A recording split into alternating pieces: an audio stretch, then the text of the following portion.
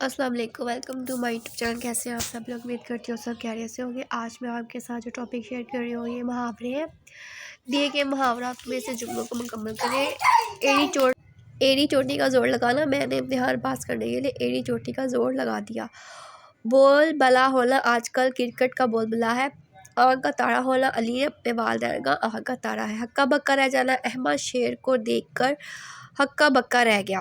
जैसा देश वैसा भेष, जैसा देश हो वैसा भेष, अपना अपना लेना चाहिए। जानवर खेलना, पाक फौज अपनी जाग पर खेलकर सर्दों की हिफाजत करती है।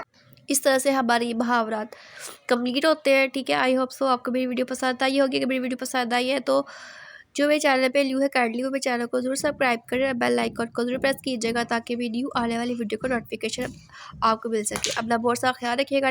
नेक्स्ट वीडियो के लिए इजाज़त दीजिए। अल्लाह हाफिज़।